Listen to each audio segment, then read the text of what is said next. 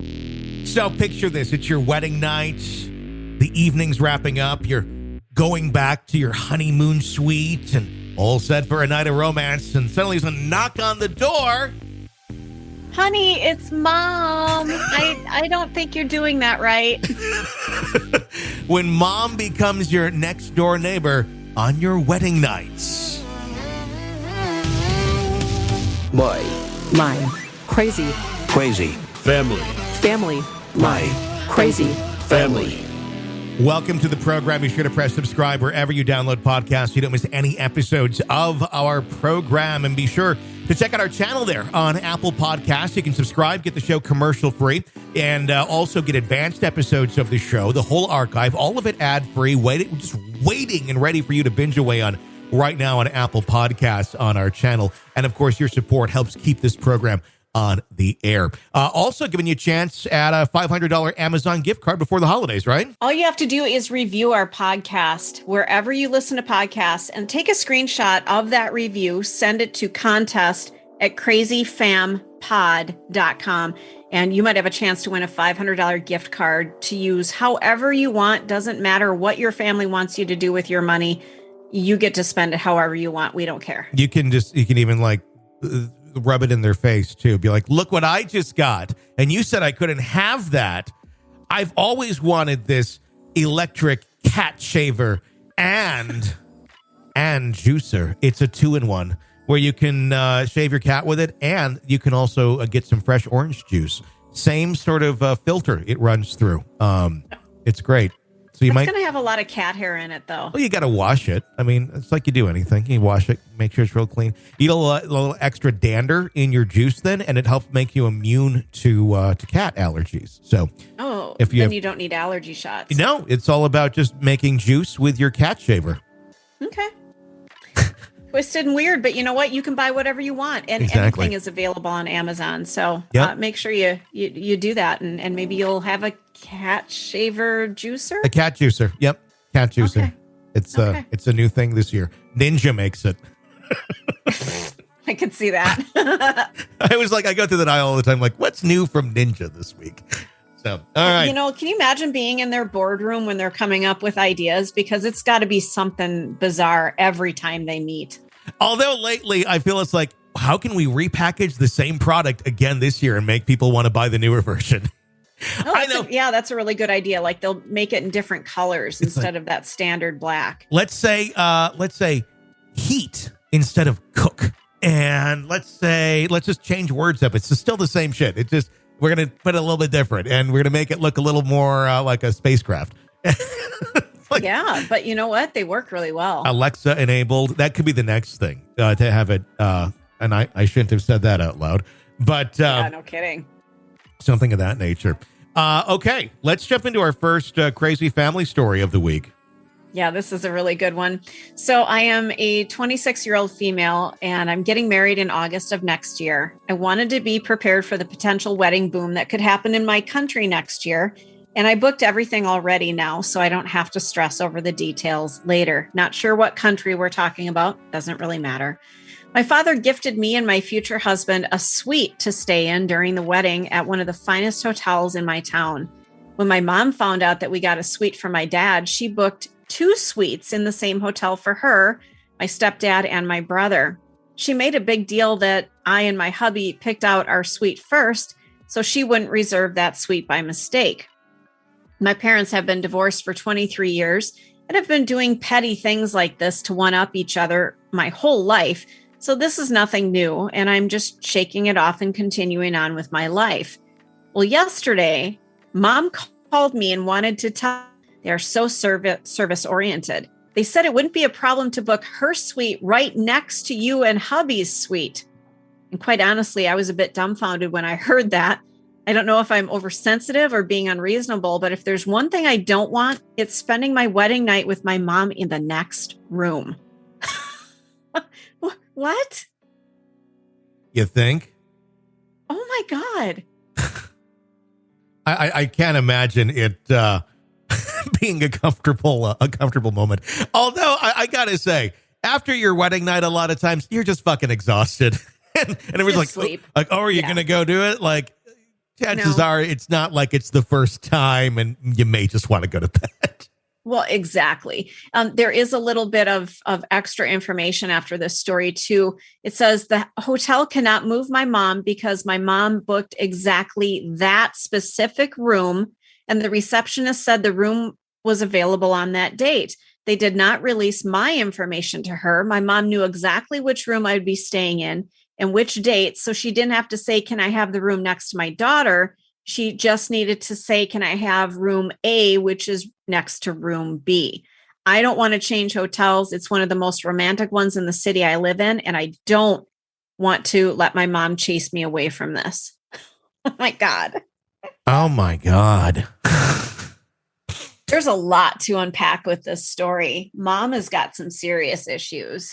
She specifically picked that room because it was there. Yeah. It wasn't just like, oh, shoot. I get it. Like if you're the suites are all together or something and it's like, well, I guess this happened.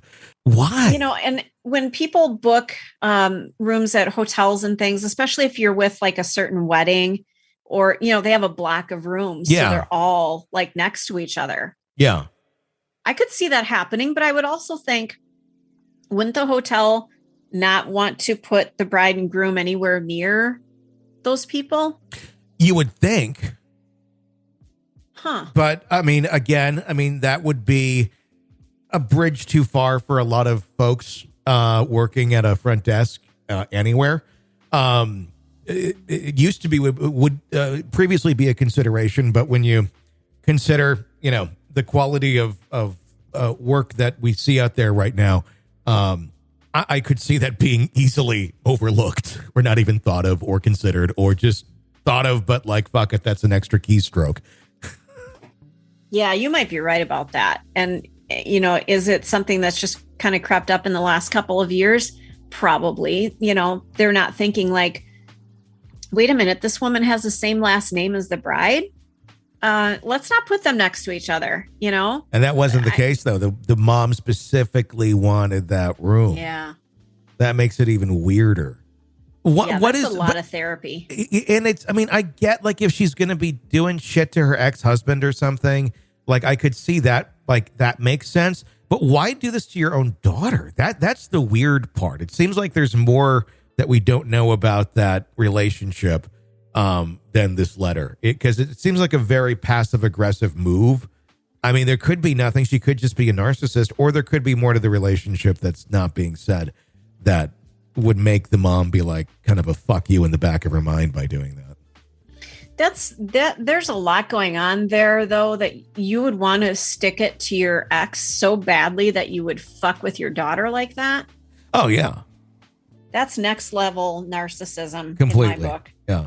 And then I'm imagining what would end up happening is he accuse them or say something or just bring it up lightly. Oh, that's not what I meant for it to be or to do, or it'll be completely brushed away. And if you continue to talk about it, it's like you're fucking crazy. Yeah. I want to be a fly on the wall for this discussion. How is this going to end? But do you ever bring it up? Because what's the point? What does it do? What does it truly accomplish other than make things more awkward? And people who do this sort of shit, you're not going to train them not to. You're not going to discipline them. You're not going to get a boundary up that they're going to honor. It's as good as they're like a restraining order. And what that means is, if they're, because we were talking, like restraining orders don't do shit. They don't. The only thing that does something is then if they do bust that person within the confines of where they're not supposed to be with you, they have the right to arrest them. Without that, that's not going to be an option. So it's interesting to see what would actually happen here if you sit down with mom and say, hey, about that night. Oh, I don't know that's just how they got us the room. That's what it was. I think what you do is you get mom, you put mom at arm's length. Yeah. Yeah. I don't exactly without having even dealing with the discussion of this. Yeah, absolutely. I just don't see where that would go other than just making everyone uncomfortable, because you're not going to get that. You're right, honey. I was being very selfish and I thought I would try and ruin your wedding night by getting the room next to you because I know that's uncomfortable and inappropriate. And I thought in the heat of that second, I'm going to do that. Even though that's damn well what she was thinking. But she also thought, I will never be confronted on this and no one will ever know the wiser. And here's my excuse right away. They just gave me that room and then it's over and you can't prove it. Yeah, but the daughter knows now that that's the room. Yeah. I feel like if she wants to gain some control and power back, she needs to confront mom about it and say, you need to book a different room. There's many different rooms in this hotel. Why does it have to be this one? Well, after the fact, yeah. But I mean, what are you going to get? Why this one? Because I wanted to ruin your wedding night. You're not going to get that. You're not going to get that sort of reaction. Yeah, but I want that kind of reaction. I really do. They just buckle. I want to see how this one pans out. Those people, they just buckle. They run away. They become even weirder. They make everything weird for everything to come when you call them out on their shit. And that's a weird thing with a lot of narcissists. Once you really do call them out on their shit repeatedly, they know they don't like that. They don't like other people knowing their ways of doing things. And that can make things even weirder, quite honestly, I think in some cases, than just kind of, keeping them at arm's length, smiling and just like, oh, okay, I'll see you later, and let them think that they're doing their little deeds versus let's make everything awkward, especially if you're going to have a relationship there. I don't know. I'm just to each their own and how they want to handle it.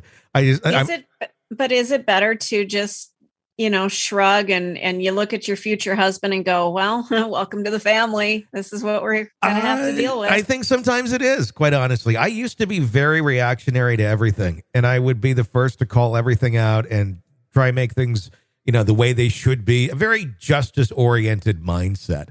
But, I think with age, I've just there's some things that aren't worth it. There's some things that you're not going to get justified or fixed or be the way you want, no matter how right it is.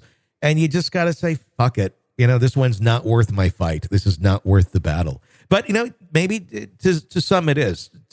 With me, I've just learned to shut up a lot of times. Not because of fear, but just because it's not worth the emotional miles that I want to put on my brain to deal with somebody else's bullshit. Yeah, totally. I can see that. I really can. Because even if I'm in the right and I'm calling it out, it's going to bug me for fucking ever. Did I say that the right way? I hope I didn't ruin this.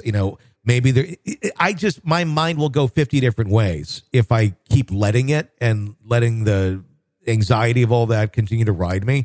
It's much easier just to say, not worth my time. It's not worth it. Boy, that's a lot, isn't it? It is. It's hard to do that, but I've found more peace in life doing that than being the justice police. No, very smart. Our next story, it says, buckle in. This one's crazy. Well, good. It fits right in with the rest of them. Yeah. The story goes, years ago, when me and my sister were teenagers, we'd been left home alone when my dad was a single father who would work swing shifts and even graveyard shifts. We were unsupervised for the most part. Sometimes we go to our grandparents while my dad worked. Well, one day when me and my sister were home alone, she was listening to Eminem, the controversial rapper. Needless to say, our dad didn't want us listening to that kind of music. Well, me not thinking things through, I blurted out to my sister, "Turn it down, Dad's home." It was at that part that my dad came through the door and heard me say that. He asked, "Turn what down?" Well, the snitching began. I told my dad that she's listening to Eminem. He got angry with her and he grounded her.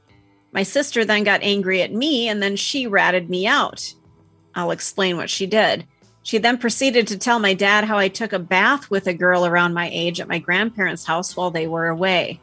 I had access to their house because they gave me the key.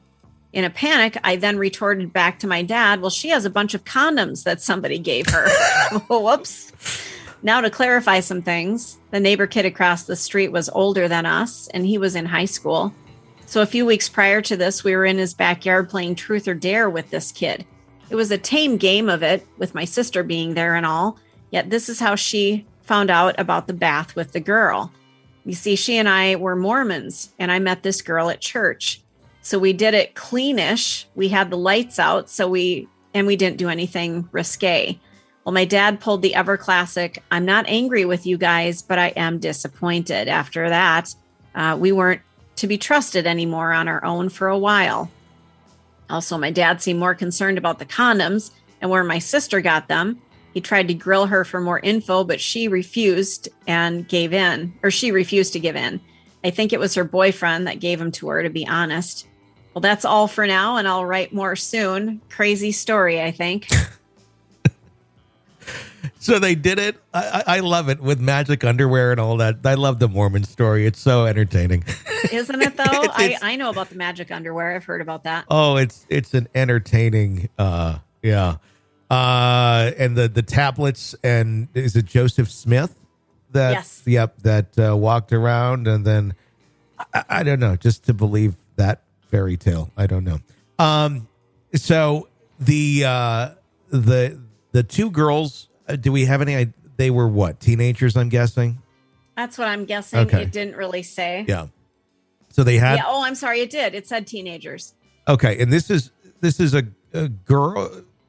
Was it two girls in the bathtub together, or was it a guy and a girl? No, I'm fairly sure it was a male and a female. Okay. I think. Okay. From whatever reason, I was picturing this letter coming in from a woman, but okay. So well, I get. Of course you would. Well, not because of that. I thought at the beginning it was a girl. Wait a minute. Let me look. No, it doesn't really say. Okay. Well, yeah, I don't know. Because I just didn't know if it was a situation where it was a boy and a girl, or a girl and a girl that were, because correct me if I'm wrong, but don't girls and stuff like, that's not that uncommon if you're just going to take a quick shower together after going to the beach or something. And it's not anything sexual. It's just, if there's one, get it done and get out. Is that? I can't say I ever did that. No. Okay. I don't know. I guess I don't know. My thought would be that, well, that's really not sexual or bad if it's just two girls, getting ready together. But if it's a boy and a girl, I see where there's the concern if it's looking. But how are they're defining this as we did it like somewhat like Mormonly okay, where they cleanish had what it was cleanish, yes, where the lights are off and they did it. Then why are you even doing that? Why are you even together in this situation? If you can't see it, it didn't happen, right? Is that the thinking? I mean, if you're that, why are you even doing it? If it's like, oh, I'm gonna go on the roller coaster over here, but I'm not gonna get in the car. Like, well, that's the roller coaster. You kind of have to. I'm just going to stand here on the platform. Well, you're not going on the roller coaster then.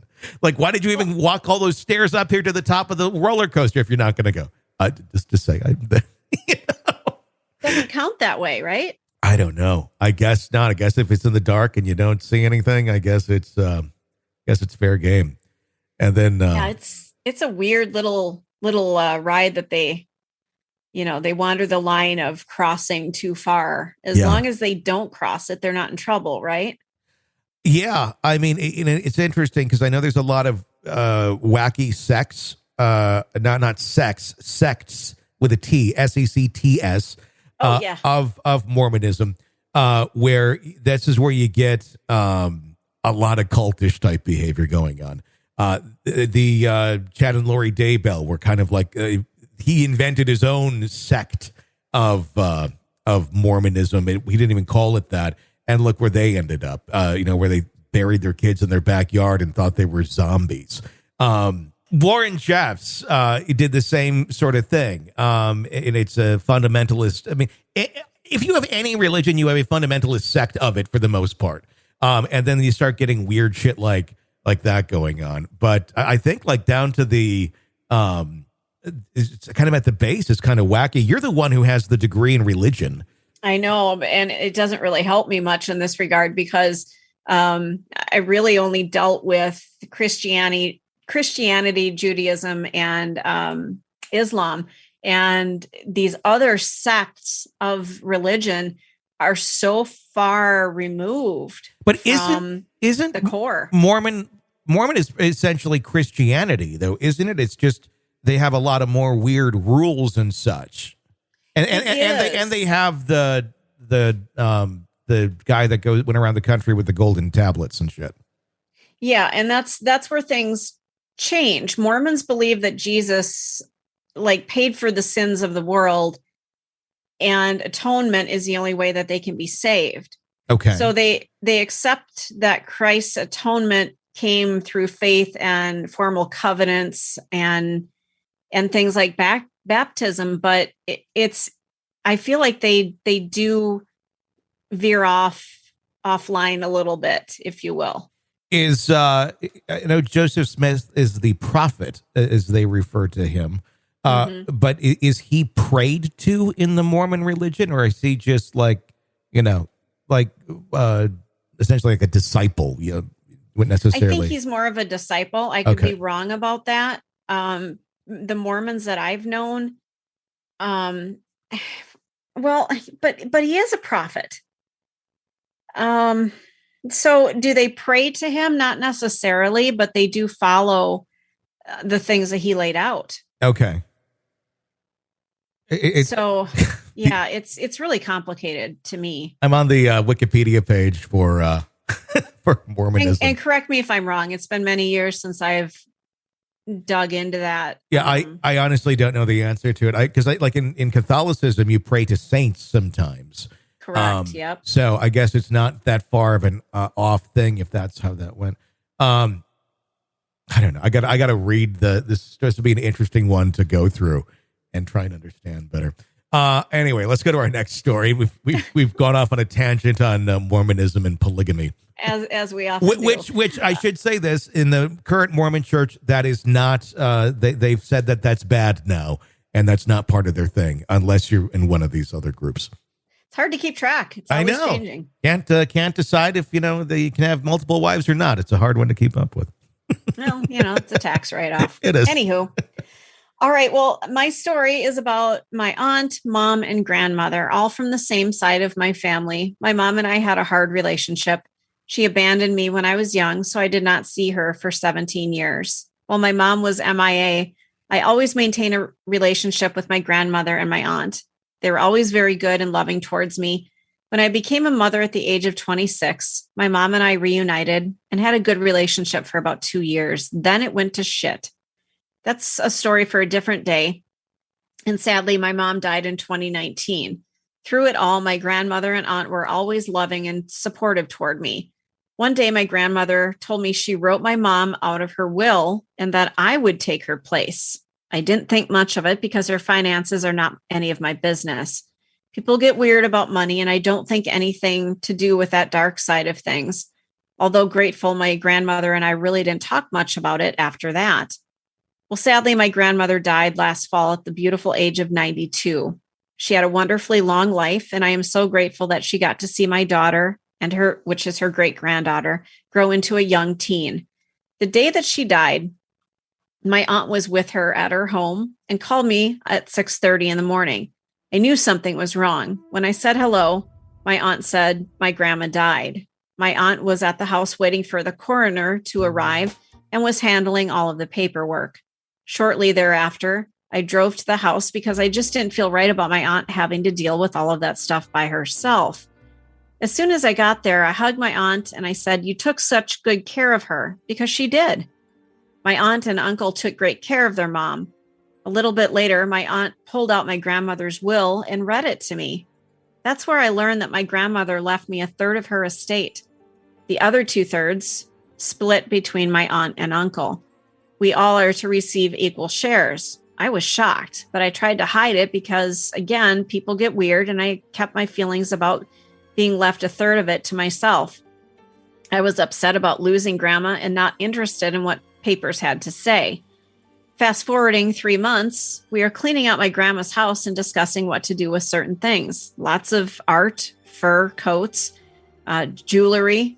It was always my stance that my aunt and uncle should take what they want and I can pick through the rest. After all, they're her children and I'm a grandchild.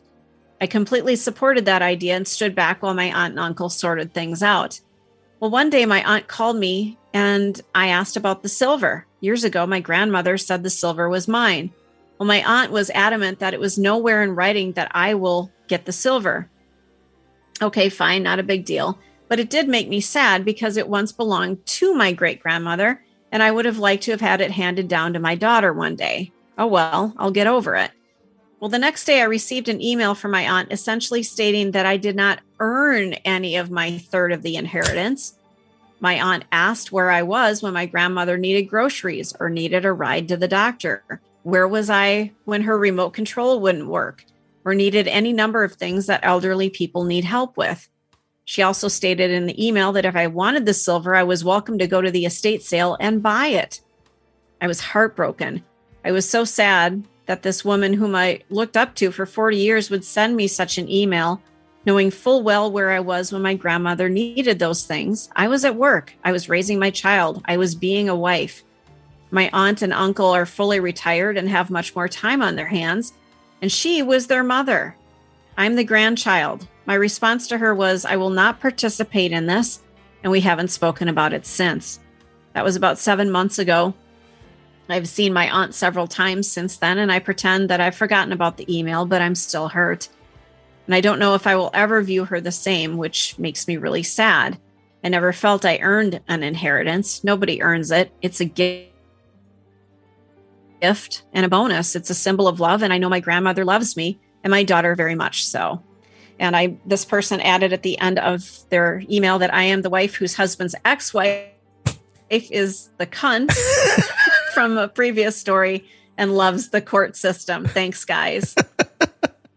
Well, good. I'm glad we've established who this is.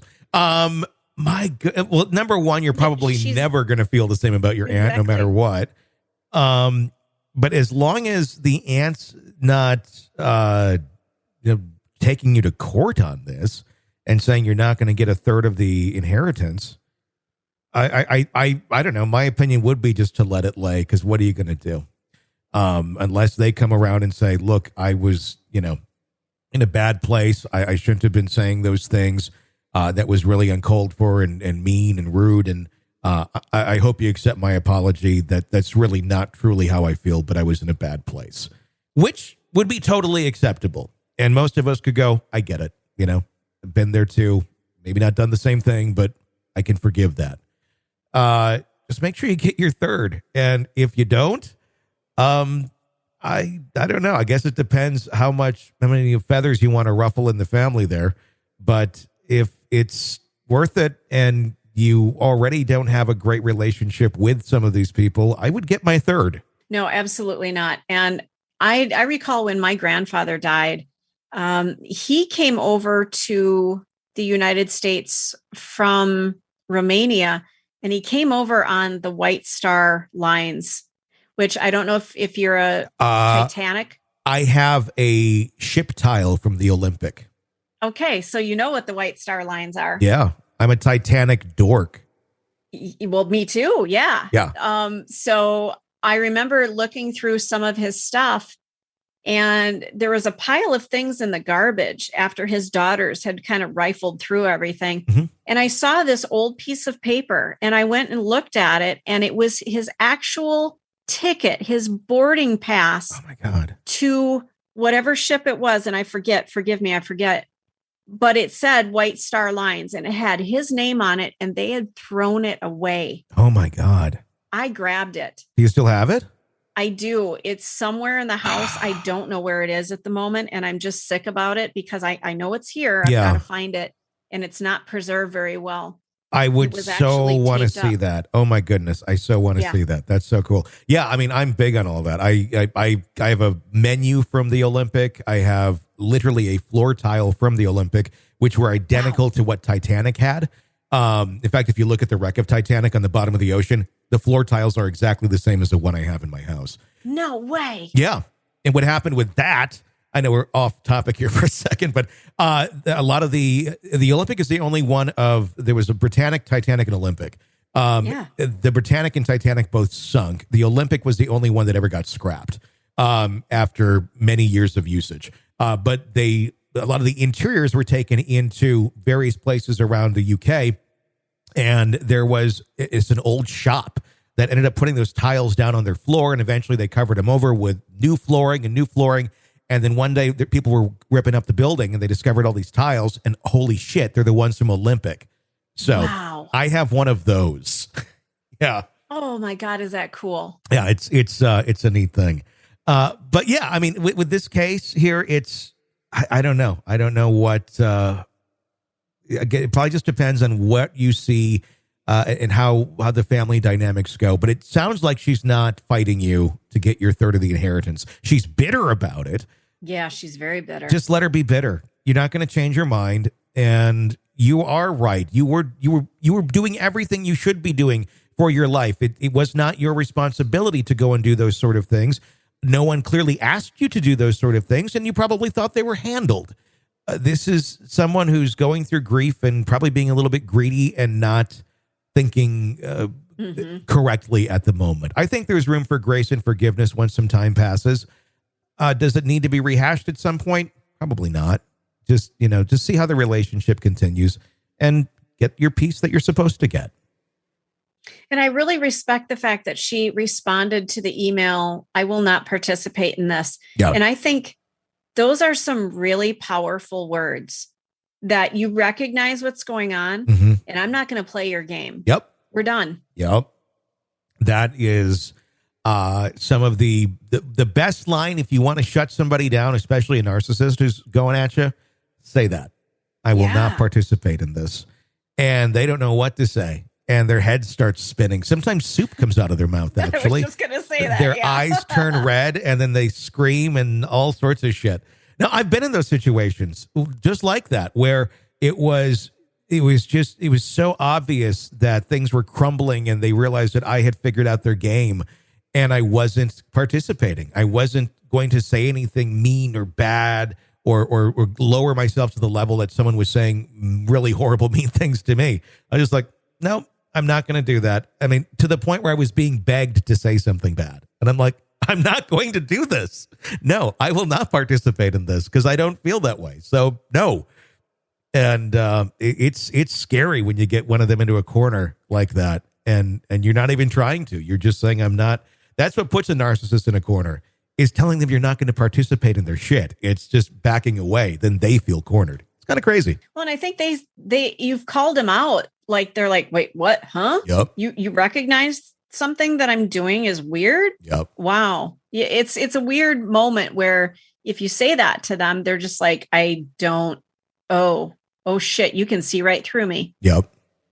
It's powerful. Yeah. And it plays into their insecurity that they already have, which is why they act out the way that they do. But then somebody's calling them out on the actual insecurity that they've never found a way to get past or develop more productive ways of dealing with humans. So they go to the narcissist level like a child would.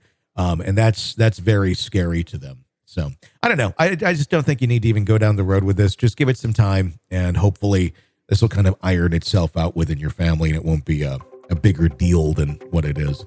All right. That's going to wrap up today's episode of My Crazy Family. If you like the show, be sure to press subscribe wherever you download podcasts. Check out our channel on Apple Podcasts, where you can get the show ad-free, advanced episodes available to you. You can binge away on a whole bunch of other ones if you haven't listened to them yet. And you always get access to those advanced ones in the archive, all ad-free. Apple Podcasts, check out our channel and do the premium subscription there. Until next time, for Stacy, I'm Tony. Thanks for listening to My Crazy Family. My crazy Crazy. Family. family. My Crazy family.